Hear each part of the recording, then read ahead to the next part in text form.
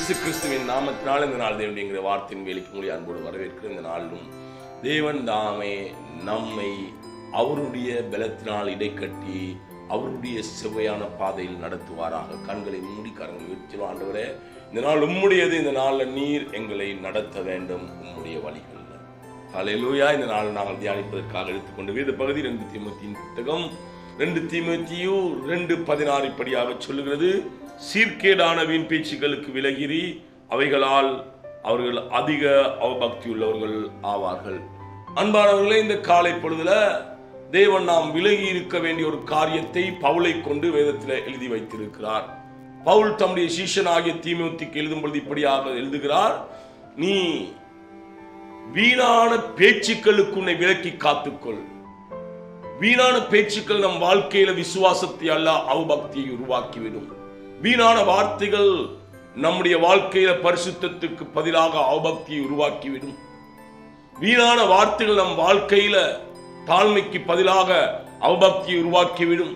வீணான வார்த்தைகள் நம் வாழ்க்கையில கீழ்ப்படுதலுக்கு பதிலாக அவபக்தியை உருவாக்கிவிடும். அன்பானவர்களே, தேவன் பக்தி விருத்தியில் ஒரு சந்ததியை உருவாக்கும்படி ஒருவனை படைத்தார் என்று வேதம் சொல்லுகிறது. இந்த காலை பொழுதுல நீங்கள் நானும் மறுபடி ஜெனிப்பிக்கப்பட்டிருக்கிறோம், மறுபடி பிறந்திருக்கிறோம். ஏன்? தேவன் பக்தி விருத்தியில் ஒரு சந்ததியை உங்களை கொண்டு என்னை கொண்டு இந்த பூமியில உருவாக்கும்படியாய் மறுபடியும் நம்மை ஜெனிப்பித்திருக்கிறார். அன்பானவர்களே, வீணான பேச்சுக்களுக்கு நம்முடைய உதடுகளை நீக்கி நாம் காத்துக்கொள்ள வேண்டும். வீணான பேச்சுக்களுக்கு நம்முடைய செவிகளை விலக்கி நாம் காத்துக்கொள்ள வேண்டும். இந்த நாள்ல தேவன் விரும்புகிற காரியம் பக்தி விருத்தியில் ஒரு சந்ததியை பூமியில உருவாக்க ஆதில தேவன் திட்டம் கொண்டு ஒருவனை அல்லவா படைத்தார் என்று மல்கியா புத்தகத்தில் எழுதப்பட்டிருக்கு. அதே போல திரும்பவும் நீங்களும் நானும் செழிப்பிக்கப்பட்டிருப்பது பக்தி விருத்தியில் ஒரு சந்ததியை உருவாக்கும்படியா.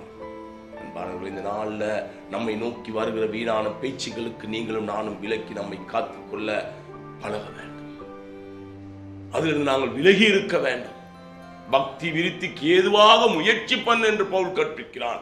அன்பானவர்களே, தேவ வார்த்தைகளை நீங்கள் கேட்க கேட்க, தேவனுடைய வார்த்தைகளை நீங்கள் வாசிக்க வாசிக்க, தேவனோடு கூட நீங்கள் பேச பேச நமக்குள்ள பக்தி விருத்தி உண்டாகும்.